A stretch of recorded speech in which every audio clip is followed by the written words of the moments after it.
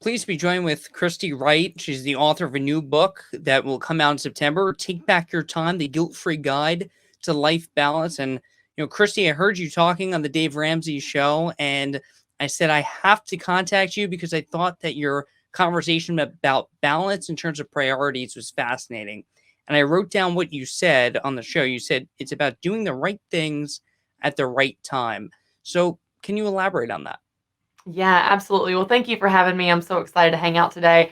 This is one of those topics that I have been asked about for over a decade. Everywhere that I speak, regardless of the audience I'm speaking to or the groups that I'm working with, I'm always asked this question: how do you balance it all? How do you balance everything going on? And, we have all the analogies: walking a tightrope, spinning plates, juggling balls.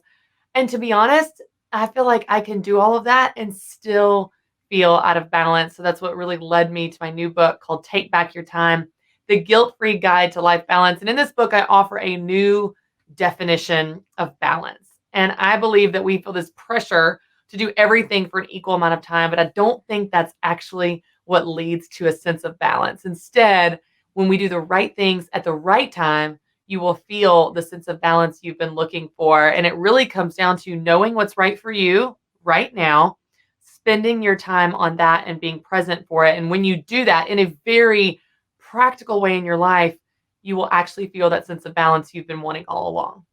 So balance is a topic that a lot of people are talking about right now, and it comes in terms of that, life balance. If they're working remotely, don't know when to stop working. Um, Right.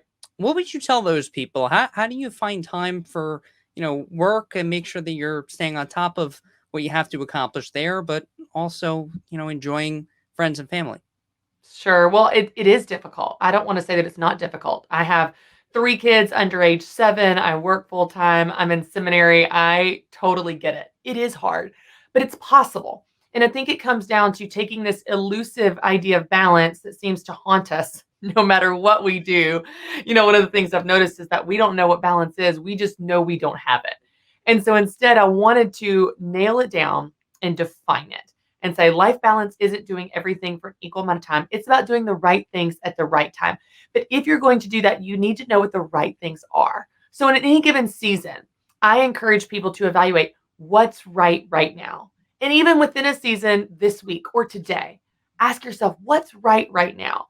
So if I'm not spending time with friends today, for example, and let's say that today's a really long day and I'm working a 14-hour day, instead of feeling guilty that I didn't work out or have quiet time or have a date night with my spouse or spend a lot of quality time with my kids, if what's right now is a busy day at work, then it gives me permission to not only shake the guilt from the things I'm not doing that are not right now, it also helps me be present for the moment that I'm in and be proud of how I'm spending my time. And the opposite is also true. When you're with your kids, it gives you permission to put your computer away, put your phone down, look your kids in the eyes, and do what's right now. So I just want to help people figure out what that is. And oh, by the way, give them permission to change that as their season or their week or their day changes as well. And I noticed that you talk about guilt, and it seems like that is something that people really experience, that they want to be present for the kids and want to be, present at work. Why do people feel guilty? I'll tell you, for me, and I think this is a lot of people, we're always focused on where we're not. And so it's so frustrating because no matter how perfectly we manage our calendar, no matter how much we try to multitask and be efficient and productive and have all the right time management apps, we still feel guilty. And that's incredibly frustrating. And I don't think that we have to live this way. So I realized in my life, most of my guilt, if not all, came from always focusing on where I was not.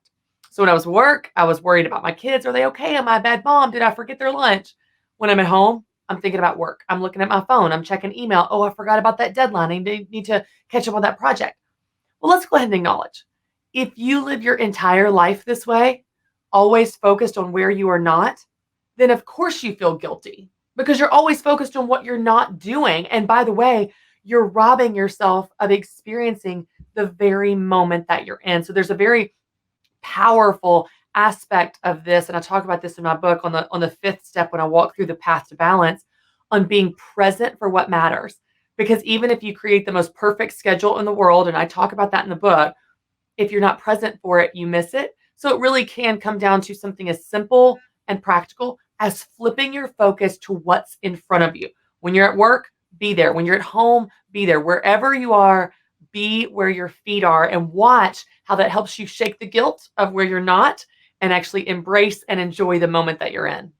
Seems like a very common issue, Christy. Do people come to you and say that, they're on their phone all the time? They always have something else on their mind?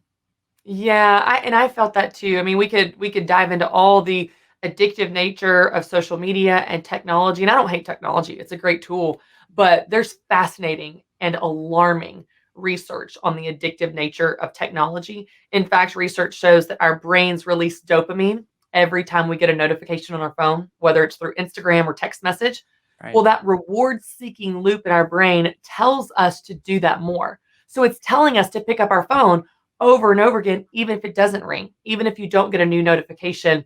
And so that creates habits that actually keep us from spending time on what matters most. Yes, technology is a great tool, but if you spend your whole life looking at your phone, you're missing the moments in front of you and the relationships that matter most. And I think it's really key for us to learn how to use technology, but also set some boundaries around it so that we don't get sucked into that black hole without realizing it, because often we are just responding to this addictive nature, to this habit that we have, and we don't even realize it. And so it really sets us free to be present in the moments that matter most when we learn how to use it in an appropriate way. Yeah, and in our industries especially, I mean, we're on our phones constantly, and I Yes. can totally see how people can feel guilty because, with the work from home environment, you want to show that you're working. You want to show that you're on top of things.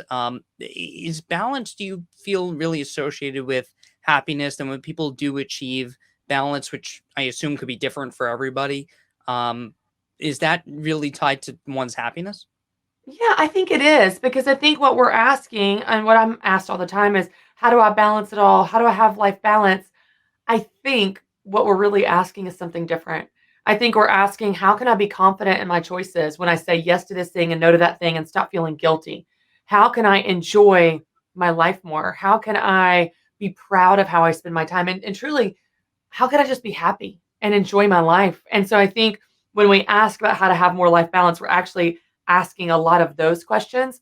But what's interesting is when you do the right things at the right time, and I walk you through the 5 steps to do that in a practical way. I take this elusive idea of balance and boil it down to 5 actionable steps. When you do that, you feel that sense of balance you've been looking for, but it looks a whole lot more like confident in your choices, happy in your life, proud of how you're spending your time, and you shake that guilt that's been haunting you for so long. That feeling where you always felt like you were failing, you start to shake that feeling and you realize, wow, I'm not only present for what I'm doing when I'm doing it, imagine that, I'm actually proud of those things. And I think that can be really powerful.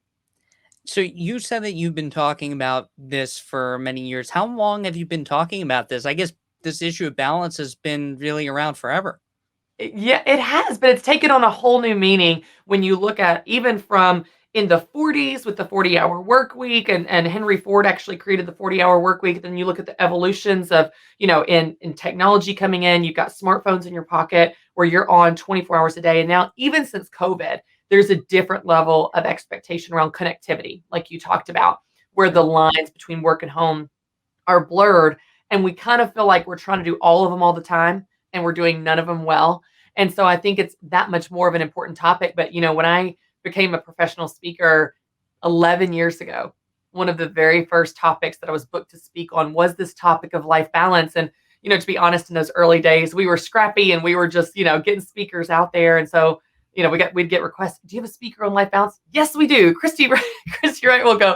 And I just did some research and just did some study, and then, kind of drafted my own thoughts on this. But man, it has taken on a whole new meaning since I've had 3 kids in 5 years, managed all of the things myself as well in my own life, trying to live this out. And then, of course, again, since COVID, we're all trying to figure out what this looks like in a new world of technology and connectivity and working from home. So I've definitely been passionate about it.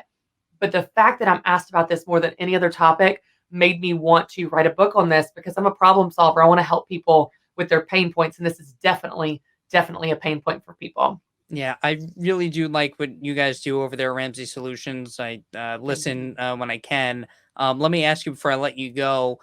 First, what other topics are you asked to speak on? Because I'm curious. And also, with the pandemic now, what are some of the concerns that are top of mind for people as it comes to as it relates to work and just kind of managing the stress as it relates to work and life in general? Sure. Well, I've been teaching women specifically to start businesses for about 6 years. I have a book called Business Boutique, and I still do all of that. We have our Business Boutique conference this fall, and so I love helping women start and grow small businesses and side businesses. So that's definitely something I've spent the last 5 or 6 years working on as well. And then fear and confidence. It's amazing how fear holds us back from so much in life and business, and confidence can be the antidote to that. So I love helping people learn how to cultivate confidence in their life that will set them free in so many different areas of their lives. So that's something that I love to talk about in addition to life balance and time management. But your point you made earlier about really post pandemic, I think is so on point, and that is this pressure we feel to show that we're working. We're worried that if we're working from home that we're going to, people are going to think we're not working enough. And so we're always feeling like that much more pressure to be on and available and connected. We feel guilty for turning our phone off. We feel guilty for not checking up on email at night. We feel guilty a lot of times for taking a vacation and disconnecting entirely, or putting an away message on our out of office email. And so I think all of those things combined create this undercurrent of pressure, certainly in the culture, but even within ourselves, that leads us to some of these behaviors that can steal our joy and our ability to be present, and definitely our ability to feel balanced.